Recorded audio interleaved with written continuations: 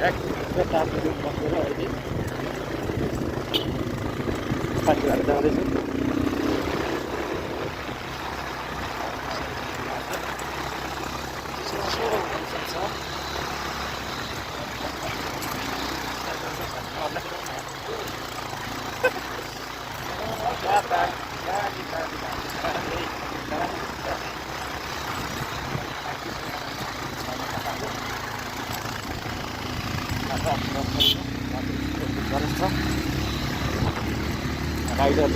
Rider चाहिँ सही हुनुहुन्छ, मलाई ढुक्क छ। केही गर्नु पर्दैन, मैले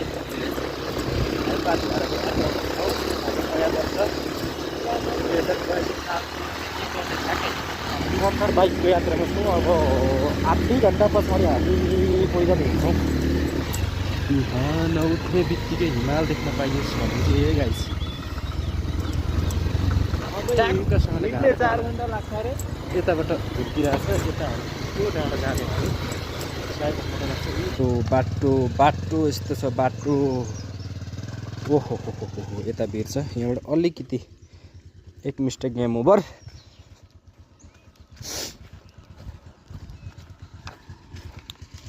यस्तो बाटो छ ल। ट्याक्क अब यहाँदेखि चाहिँ हिँड्न सुरु गरियो। गुराँस फुलिसकेको छ। यहाँ चाहिँ गुराँस जताततै ढाकामक्क छ। यो चाहिँ बजार। यहाँदेखि चाहिँ हिँड्नु पर्दो रहेछ।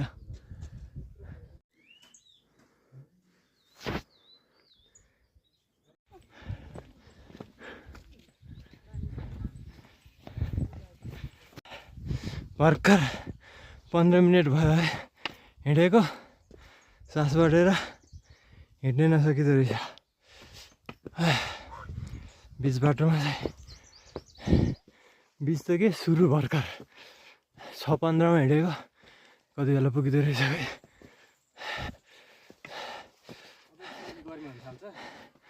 गर्मी त थियो।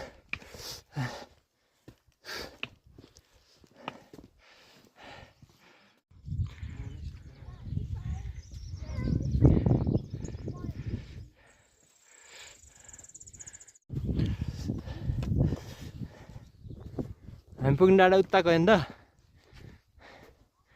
उत्ताको डाँडा मुनिबाट हिँडेर आइयो।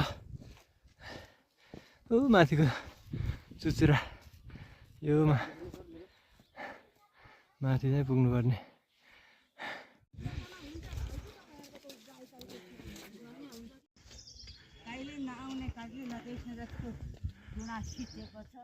ढुङ्गामाथि गुराँसै गुराँस छ।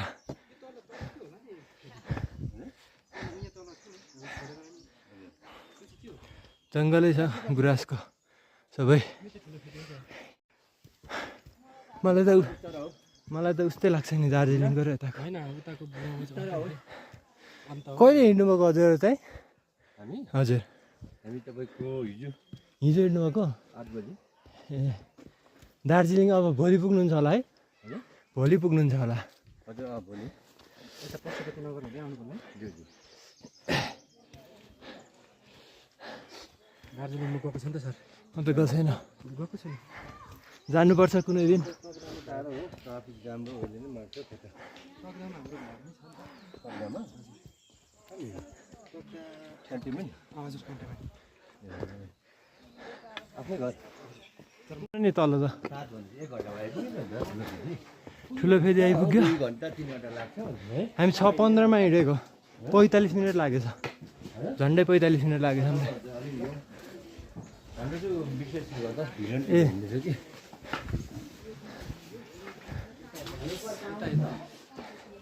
केही भन्नु छ ठुलो फेदीको बारेमा? हामी ठुलो फेदी आइपुग्यौँ। सानो फेदीबाटै पूजाको सामान बोकेर अलिकति रिग्रेट भइरहेछ। यहाँबाट बोकेको भने हुने रहेछ भन्ने बोक्नु अप्ठ्यारो। लेभल 2 को ब्याकप्याक छ है। अलिकति लेभल 3 चाहिँ पुगाउनु पर्ने छ अब। अलिकति गरम भयो तर हाम्रो शास्त्रमा बस्ने लेखेको छैन।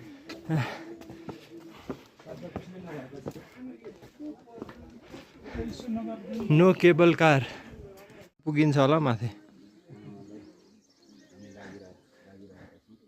ठ्याक्क यो नाम के ठुलो फेरि होइन? हामी कहाँदेखि आएको? आम्मामा ऊ पारी हो कि त्यो डाँडो? पारी कता डाँडो छ नेपाल?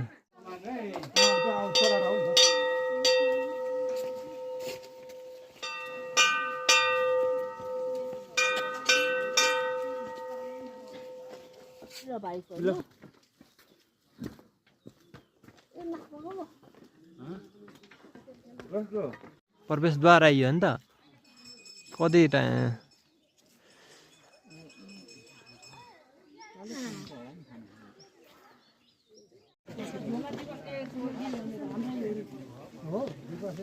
यो चाहिँ पूजा गर्ने ठाउँ रहेछ एउटा तल्लोवाला यहाँनिर रहेछ ठुलो फेदीदेखि हल्का माथि अब दुई ठाउँ पूजा गर्ने भन्दै थियो तल एउटा यहाँनिर रहेछ एउटा माथि होला मेन अब कति रे आधी घन्टा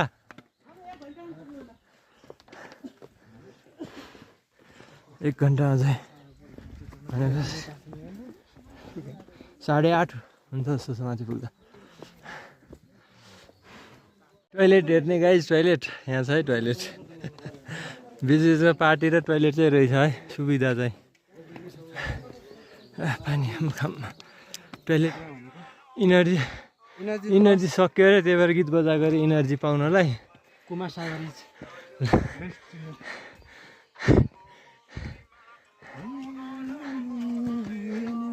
सिडी अझै कति टाइम लाग्छ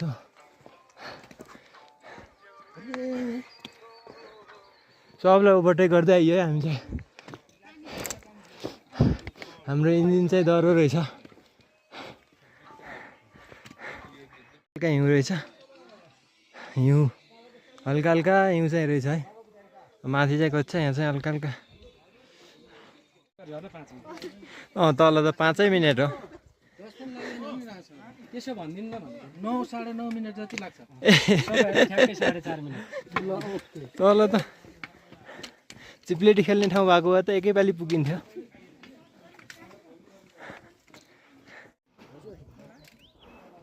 हल्का हल्का हिमाल खै रहेछ हिमाल देखिँदैन जस्तो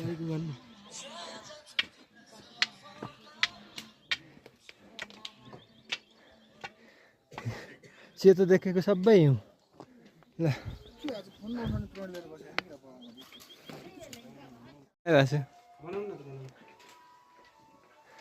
त्यो हिमाल चाहिँ देखिँदो रहेछ कुन चाहिँ हिमाल थाहा भएन पछाडि पनि अगाडि पनि हिउँ हिमाल हिउँ यहीँ पनि छ हिमाल दिपेश अनि बिचमा दिपेश हो जताततै हिउँ छ नि यस्तो बुढो आमाहरू झर्नु भएको छ है ल रमाइलो छ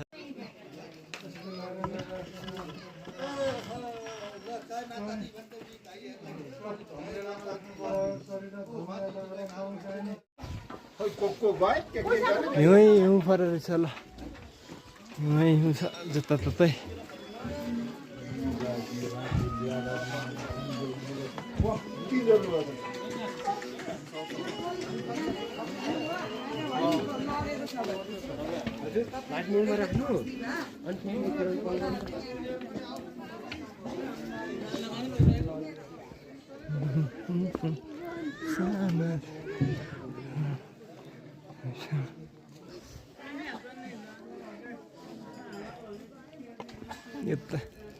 राति परेको कि पहिले परेको यो हिउँ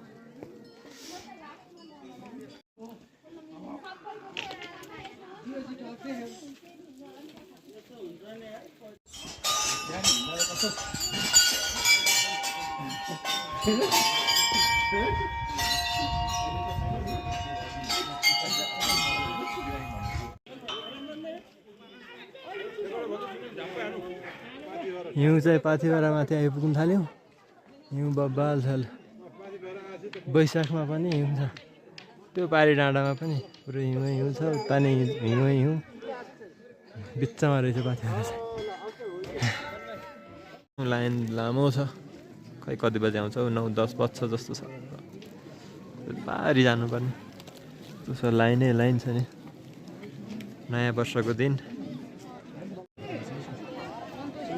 खिचाउँला न अहिले पनि खिचाउँ भरे पनि खिचाउँला पढ्ने मन लाग्यो भन्ने हो त्यही नै हो त्यो त सबै हुन्छ नि समग्रमा हो नि त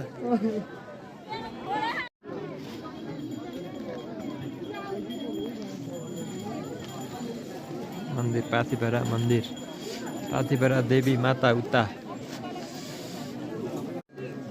बलि दिने ठाउँ यता रहेछ नि त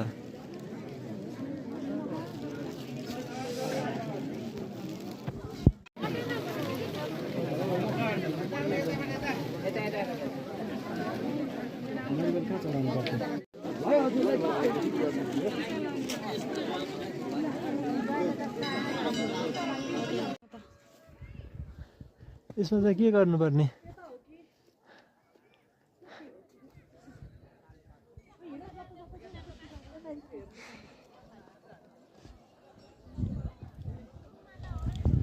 हिमाल चाहिँ खासै देखिएन, कुहिरो लाग्यो अहिले चाहिँ। अघि चाहिँ क्लियर थियो।